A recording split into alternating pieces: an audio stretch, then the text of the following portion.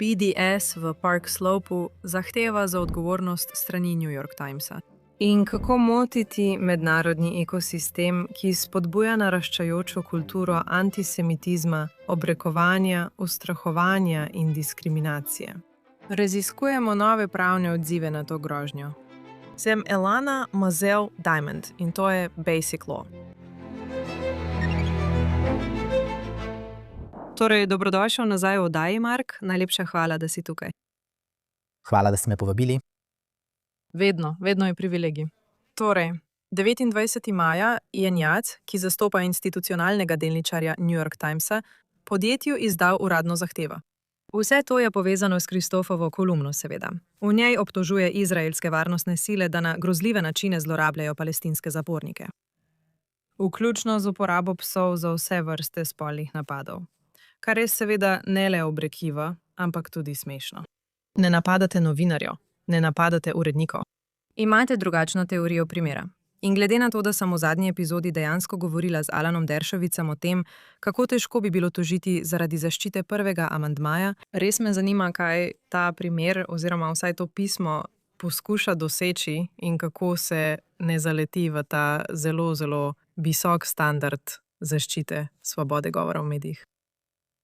Seveda, profesor Deršovic ima prav glede ene stvari, in sicer, da je tradicionalna ameriška tožba zaradi obrekovanja proti večjemu časopisu težka, še posebej, ko je tarča, kot veste, Izrael ali izraelski uradniki, saj vladni organ običajno ne more tožiti zaradi obrekovanja. Prvi amandma postavlja zelo, zelo visok prag. Ampak to ni edino pravno vprašanje tukaj. Vprašanje, ki si ga zastavljamo, ni, ali lahko Izrael toži časopis Times zaradi obrekovanja ali klevetanja. Vprašanje je, ali je New York Times sledil lastnim postopkom za oceno tveganja, uredniškim, skladnostnim in upravljavskim postopkom, preden je objavil in nato vztrajal ter branil članek, ki je izrekel izjemno resne obtožbe, kaj ne? Times ni samo časopis, je javna družba. Delničarjem v svojih prijavah pri SEC večkrat pove, da sta verodostojnost in zaupanje dejansko njegovi ključna sredstva. Torej, ko objavi nekaj tako eksplozivnega, še posebej na temo, kjer obstaja tveganje za ugled ter pravno in poslovno tveganje, očitno tveganje, imajo delničarji pravico vprašati, ali sta upravni odbor in vodstvo dejansko opravila svoje delo, kot so obljubili, da ga bodo. Torej, to ni bližnjica okoli prvega amandmaja. To je ločeno vprašanje. To je mehanizem odgovornosti v okviru korporativnega prava. Da bo popolnoma jasno, sodišča ne prosimo naj odloči, ali je politika časopisa Times dobra ali slaba. Sprašujemo, ali je podjetje sledilo lastnim pravilom, preden je tvegalo svojo verodostojnost, svoj ugled in vrednost za delničarje. Lahko malo bolj pojasnite, ali gre za idejo, da bi upravni odbor videl ta prispevek, preden bi bil objavljen? Ali kaj točno poskušate ugotoviti v zvezi s tem primerom? Poslušajte, kar sprašujemo je, ali je šlo za resničen pregled ali le formalno potrditev, prav? Ali so dejansko preverili dejstva, ali so ocenili zanesljivost virov. Veste, ko nekdanji predsednik vlade izjavi, da so bile njegove besede napačno predstavljene, me zanima, ali so upoštevali pravno in ugledno tveganje. Uporabljajo enake standarde, za katere trdijo, da jih uporabljajo pri svojem običajnem poročanju o visokem tveganju. Ali je kdo ta vprašanja posredoval pravni službi, višjemu uredniškemu vodstvu ali upravnemu odboru? Tovrstna vprašanja. Torej ste zahtevali knjige in evidence, postopke, politike. Prvo vprašanje bi bilo, ali mislite, da boste prejeli pozitiven odgovor in da boste dejansko prejeli te materijale. Drugo vprašanje pa bi bilo, ne glede na to, ali je temu tako ali ne, kaj mislite, da bi tam odkrili?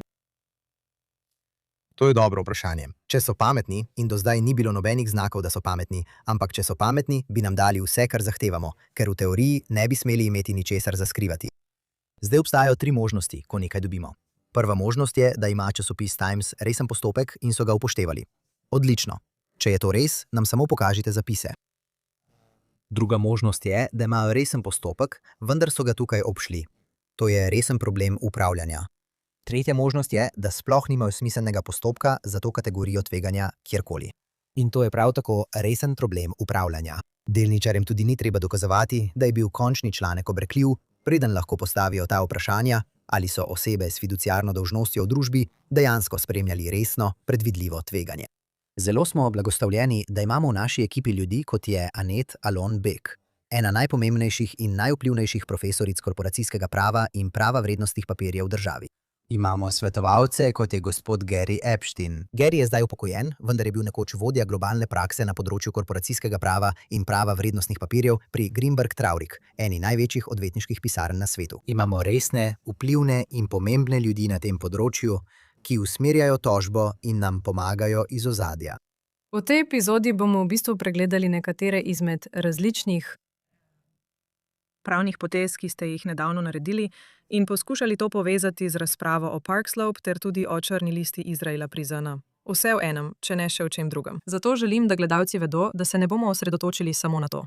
Ampak bi rada za trenutek ugovarjala in rekla: veste, igrala bom hudičevega advokata, novinarji so desetletja, tvegali vse mogoče kazni, da bi zaščitili zaupnost svojih postopkov poročanja, svojih zapiskov, svojih virov. In potem to bi se teoretično lahko prikazalo kot, veste, poskus uporabe pravnih mehanizmov za odvzem te zaščite. Samo da uporabljate korporativno upravljanje in ne izpodbijate neposredno samega govora. Kako se na to odzovete? To v nobenem primeru, na noben način, v nobeni obliki ali obliki ni to, kar počnemo. Naj bom popolnoma jasen. Obstaja velika in pomembna razlika med zahtevati zaupne vire in vprašati javno podjetje, ali je sledilo lastnim vladnim sistemom in ali ti sistemi delujejo pravilno. Ne pravimo na noben način, v nobeni obliki ali obliki, da naj izročijo novinarjev zvezek.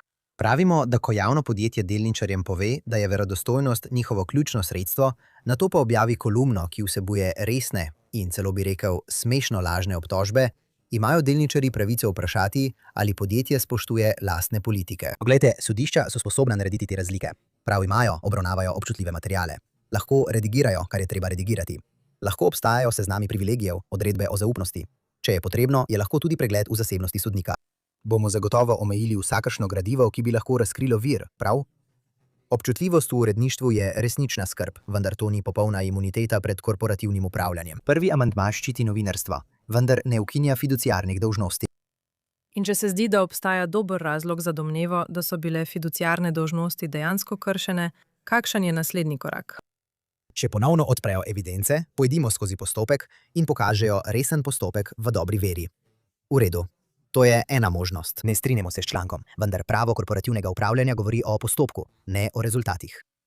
Če pokažejo, da je podjetje res ignoriralo resna opozorila, kar vključuje tudi to, da niso preverili izjemnih trditev, kaj ne? Ko morajo organizacije, kot je Ameriško kinološko združenje, izdati izjavo, da ne verjamejo, da je to res. Ne vem, ali so bili to oni ali kdo drug, ampak če so obravnavali, veste, protiizraelske obtožbe ali druge obtožbe v članku drugače kot druge visoko tvegane trditve, to odpira povsem druga vprašanja. In če so rekli, da zaupajo svojemu kolumnistu, to ni odgovor, kaj ne? Zaupanje ni sistem nadzora.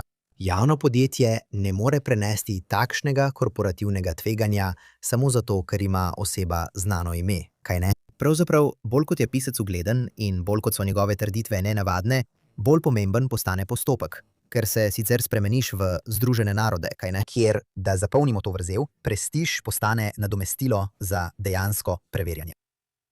Prav, torej to so te tri stvari. Kaj pa se zgodi, če predpostaviš, da je prišlo do kršitve, če imaš dovolj dokazov, da to nakazuje? Vložiš derivativno odškodninsko tožbo delničarja. Kdaj ti morajo odgovoriti? Njihov rok za odgovor je ta petek. Torej bomo precej hitro vedeli, ali bomo morali iti na sodišče, da uveljavimo to zahtevo. V redu. Torej, obrnimo se za trenutek na Park Slope. To je bila še ena pomembna zgodba preteklega tedna. Mislim, da večina ljudi zdaj že ve, ampak Park Slope Food Co-op je z 67% večino glasoval za odstranitev izraelskih izdelkov s svojih polic. In to so storili potem, ko so spremenili tudi svoje notranje postopke glasovanja. Torej, vlagate ali grozite, da boste vložili pritožbo zaradi diskriminacije proti njim po zakonodaji Zvezne države New York? In ta zakon, seveda lahko poveste več podrobnosti, vendar, kolikor razumem, prepoveduje poslovne črne liste na podlagi rase, narodnega porekla in podobno. Lahko malo bolj podrobno razložite to zgodbo? Seveda. In naj samo povem, da nikoli ne pošljemo opozorilnega pisma, če tega ne mislimo resno. Radi bi, da odstopijo, če pa ne, pa vsekakor nameravamo vložiti tožbo. Zakon v New Yorku ima posebno določbo proti bojkotiranju. Prepoveduje bojkotiranje, uvrščanje na črno listo ali zavračanje nakupa od osebe, prodaje osebi ali trgovanja z njo. Zaradi tega nabora zaščitenih značilnosti, kamor spada tudi narodno poreklo, ali zaradi zaščitenih značilnosti lastnikov, članov, zaposlenih ali sodelavcev te osebe itd. Torej, kar je zadruga naredila, je bilo, da so dobesedno sprejeli bojkot na podlagi države, kajne? Izraelsko blago kot izraelsko blago. In ponovno, na istem sestanku so, kot ste omenili, tudi odstranili zahtevo po 75% supervečini za bojkote. Torej, vprašanje tukaj, ali je lahko podjetje v New Yorku zavrne trgovanje z blagom, ker je izraelsko? In menimo, da je odgovor ne. Mislim, še enkrat, rada bi popolnoma razumela logiko. Ali zasebno podjetje nima pravice odločati, od kod bo polnilo svoje police? To je res dobro vprašanje. Zasebno v tem kontekstu ne pomeni, da je izvzeto iz zakonov o državljanskih pravicah. Naj vam dam primer. Restavracija je lahko zasebna, kaj ne? Klub je lahko zaseben. Trgovina je lahko zasebna. Zadruga, kot je ta, je lahko zasebna. Ampak, ko enkrat poslujete na področju trgovine, lahko New York reče: hej, ne smete diskriminirati v trgovinskih pobudah na podlagi zaščitenih kategorij, kaj ne? Člani imajo lahko politična stališča, lahko kritizirajo Izrael, lahko zagovarjajo, kar želijo. Lahko se posamezno odločijo, da ne bodo kupovali določenih izdelkov. Kar pa ne smejo storiti je, da poslovni subjekt spremeni diskriminacijo na podlagi narodnosti v politiko trgovine. Ali se je to pojavilo tudi pri drugih državah? Kakšna je sodna praksa glede tega? Za druge države? Ja, za blago iz drugih držav in o drugih primerih. Koliko drugih podjetij poznaš, ki so šla za, veš? Res nekaj. Res ne vidiš, da bi lotili katerekoli druge države zaradi tako imenovanih kršitev človekovih pravic. In spet, to je del pokazatelja, ko gre za diskriminatorne dvojne standarde. V redu. Torej, vaša zahteva je, da oni naredijo kaj točno?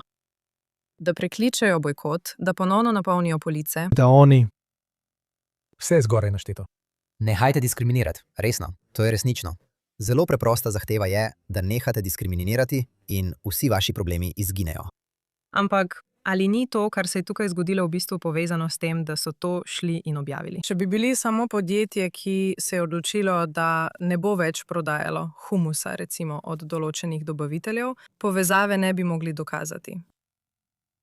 Pravilno, mislim, do neke mere, če take stvari narediš zasebno, brez velikega pompa, brez odkrito antisemitske retorike, kot so jo imeli oni, bi jim verjetno uspelo brez posledic. Ampak, veš, to pogosto poudarjam. Lepa stvar pri koristnih idiotih je, da so še vedno idioti. In počnejo stvari, kot je na primer, da javno napovejo: hej, uvedimo prepoved glede na državo izvora. In hkrati to uporabimo kot platformo za diskriminacijo in nadlegovanje Judov. No, v kolikšni meri lahko izkoristijo dejstvo, in mislim, da ste to omenili v svojem pismu, v kolikšni meri lahko izkoristijo dejstvo, da so bili Judi na obeh straneh tega glasovanja? Sploh ni pomembno. To ne izniči trditve. Poglejte, zakon o državljanskih pravicah ne sprašuje, ali se vsak Jud strinja z njim. Sprašuje, ali izpodbijano ravnanje diskriminira na zaščiteni podlagi. Pika. Prepričan sem, da so bile ženske, ki so nasprotovale pravicam žensk. In prepričan sem, da so bili v določenih trenutkih verjetno temnopolti Američani, ki se niso strinjali s strategijami za državljanske pravice, kaj ne? Notranje nestrinjanje znotraj zaščitene skupnosti ne legalizira diskriminacije proti tej skupnosti. In še enkrat, da bo jasno, tukaj sploh ne gre za Jude kot Jude, kaj ne? Mislim, da gre za člen 296, govori o bojkotih in črnih seznamih na podlagi narodnega izvora. Torej, izraelski proizvajalci, podjetja v izraelski lasti, jim ni treba biti judovska. Podjetja z izraelskimi dobavitelji, celo podjetja, ki so povezana z izraelskimi partnerji, so lahko vsa prizadeta. Torej se to nikoli ne omeji zgolj na eno vero. To se ne omeji niti zgolj na določen sklop geopolitike. Ustvari sovražno okolje za Jude, Izraelce, ljudi povezane z Izraelom in vse to so zaščitene značilnosti. Popravite me, če se motim, ampak mislim, da lahko upravne pritožbe glede državljanskih pravic trajajo mesece ali celo leta zaradi zaostankov pri preiskavah. V tem primeru je morda bolj jasen primer. Ampak veste, med tem in preden pride do kakršnekoli zavezujoče izvršitve, bodo izraelski izdelki verjetno še vedno ostali na policah, kaj ne? Torej obstaja resnična možnost olajšanja, če bodo vztrajali pri tem stališču. Ja, prav imate. Upravni organi so običajno počasni. Torej, to zagotovo ne bo takojšnje olajšanje, razen če se spametujejo in naredijo pravo stvar. Ampak veste, pravni postopek je pomemben že pred končno odločitvijo. Tako kooperativo prisili, da uradno pojasni razloge za svojo politiko. In prav tako daje prizadetim prodajalcem, članom in potrošnikom mehanizem, da se oglasijo. Veliko ljudi se nam je pridružilo, odkar smo vložili to pismo. In to vodi do nadaljne preiskave in upajmo tudi do ustreznih popravnih ukrepov. In obstajajo tudi različni vzporedni pritiski, ki se pojavijo med tem postopkom, kaj ne? Gre za ugled, lahko pride tudi do pritiska partnerjev, kaj ne? Lahko zelo hitro ugotovijo, da tisto, kar mislijo, da je zgolj simbolični aktivizem, ima dejanske pravne in tudi poslovne posledice zanje. Torej, cilj ni samo, da se izdelki vrnejo na police. Gre za to, da se vzpostavi, da takšne komercialne črne liste niso brez stroškov in niso izvzete iz presoje po zakonodaji o državljanskih pravicah. In če se z njimi ukvarjaš, lahko pričakuješ posledice. V redu. Torej, ko govorimo o črnih listah, vaša pravna prizadevanja prihajajo na sodišče. Obenem je OZN uradno dodala izraelske varnostne sile na svoj globalni črni seznam in igralcev osumljenih spolnega nasilja v konfliktnih območjih, ki se pridružujejo takemu seznamu. Letos sta na seznamu tudi Hamas in Rusija. Preden začnemo povezovati vse te različne niti skupaj, kakšne so posledice te poteze? Kar zadeva naloge za aretacijo Izraelcev na Mednarodnem kazenskem sodišču ali ta nikoli končani primer na Meddržavnem sodišču, ki bo trajal vsaj do leta 2029, če ne še dlje. Mislim, posledica je, da živimo v popolnoma izkrivljenem svetu. Včasih si tega preprosto ne moreš izmisliti. Ampak glej, tudi poročilo generalnega sekretarja ZNT ni obsodba, ni sodba. Ne dokazuje nobene odgovornosti, ne vzpostavlja ničesar. Ampak je nevarno. Nevarno je, ker postane del narativne infrastrukture, kaj ne? In način, kako to deluje pri vseh teh stvareh je, da mednarodni pravni organi, nevladne organizacije, novinari, aktivisti, vsi se navajajo med seboj v tem incestuoznem krogu. Tako poročilo ZN citira nevladno organizacijo citira časopis, časopis citira tožnik, tožnika pa citira politik. In to izgleda kot neodvisna potrditev. V resnici gre za isto trditev, ki kroži skozi 5 različnih institucij. Ali to samodejno kaj spremeni na Mednarodnem kazenskem sodišču ali Meddržavnem sodišču? Ne, vendar ustvarja politične in dokazne ovire. Mimogrede, vsak bi si moral ogledati video na spletu, kjer je oseba, ki je napisala poročilo, dejansko povedala, da ni preverila nobenih obtožb. Ni si ogledala nobenih dokazov. In tudi, če bi ji bili dokazi ponujeni, jih je zavrnila. To je res nenavadna situacija. Še nikoli nisem videl česa takega, kjer bi tako odkrito priznali, da je vse popolnoma izmišljeno. Ampak ja, glej, nasplošno je to resen problem, ta ekosistem, o katerem sva govorila, ne? Tako da, veš, ko pride do javnosti, res zgleda, kot da gre za neodvisne vire, pa v resnici sploh ni tako. In mislim, da je to še Posebej nevarno, nisem strokovnjak za obtožbe o spolnem nasilju, ampak veliko vem o antisemitizmu in vem, da je tukaj še posebej nevarno. Poglej, to so ene najbolj vnetljivih obtožb, kar si jih lahko zamisliš. In kot veliko obtožb o antisemitizmu skozi zgodovino, so tudi te zasnovane tako, da zaobidejo razum in samodejno sprožijo odpor in sovraštvo. Zato so se stare antisemitske klevete tako pogosto osredotočale na spolno izprijenost, zlorabo otrok, zastrupljanje ali skrunitve hostje, kaj ne? Skrite zarote, vse te stvari. Oblika se spreminja, a funkcija ostaja enaka. Poskuša vas pripeljati mimo postavljanja vprašanj, naravnost do sprožitve odpora in sovraštva. Seveda, in te obtožbe je treba preiskati, vendar Izrael nikakor ne bi smel biti podvržen nižjim dokaznim standardom, kot to počne OZN. Prav tako je treba omeniti, čeprav mislim, da to zdaj ve že veliko ljudi, da je bil članek Kristofa objavljen, noč prej, dan prej, kot je išlo res obremenjujoče, zelo na dokazih temelječe poročilo o spolnem nasilju Hamasa 7. oktobra. In tako je bilo je izjemno učinkovito pri preusmerjanju pozornosti od tega in ustvarjanju nesrečnih posledic. Jaz bi temu niti ne bi rekla moralna enakovrednost, ampak bolj nemoralna enakovrednost, ki se je bomo morali nekako otresti v prihodnjih letih. Tako da ja, poglejte. Hotel sem samo reči, veste, ena od stvari, ki zelo zanimajo naše delničarje, je ta časovnica. New York Times je preko tiskovnega predstavnika sporočil, da niso vedeli, da bo poročilo išlo, niti da bo išlo tisti dan in da čas objave ni imel nobenega vpliva. Povem vam lahko, da sem potrdil pri drugih novinarskih agencijah in videl dokumentirano poročilo pod embargom, ki so ga prejeli od Izraela in bili obveščeni o časovnici, kdaj bo objavljeno. Težko je verjeti, da sem imel poročilo pod embargom in sem točno vedel, kdaj bo objavljeno, New York Times pa tega ni vedel. Odlično, tudi mi bi radi videli te zapise. Kar se tiče vašega vprašanja o tej napačni predstavi, da so vsi ti različni viri neodvisno potrjeni, kaj ne? Ustvarja se velika odmevna komora, kjer je videti, kot da poteka veliko neodvisnih raziskav. Ali ima to na koncu dneva pravni vpliv? Ko greste na domače sodišče, ali ima poročilo ZN kakšno težo pri vaši argumentaciji ali argumentih proti vam? Kaj Kratek odgovor je, da ne bi smelo. Veš, Newyorška agencija za državljanske pravice ne more reči, no, Združeni narodi so kritizirali Izrael. Torej lahko newyorško podjetje bojkotira izraelsko blago, kaj ne? To zagotovo ni način, kako deluje zakon o državljanskih pravicah. deluje. Če morate na nek način pokazati neko posebno ali zlonamerno pristranskost pri nekaterih od teh stvari, potem bi lahko dejstvo, da te poročila obstajajo v svetu, uporabili kot dokaz, da gre za dejansko ali bolj objektivno motivirano potezo. Spet, to ne bi bilo pomembno. Lahko imate res dobre razloge, da sovražite nekoga zaradi njegovega narodnega porekla, pa vseeno ne smete diskriminirati proti njim na podlagi njihovega narodnega porekla, kaj ne? Ne morete pristopiti k osebi in reči: mislim, da imamo izjemno nepoštene trgovinske prakse s Kitajsko, zato bom diskriminiral proti vam, ker ste Kitajec. Ne morete pristopiti k osebi in reči: sovražim Vladimirja Putina. Nikoli ne bi smel napasti Ukrajine in na to diskriminirati proti njim zaradi njihovega narodnega porekla, ker so Rusi.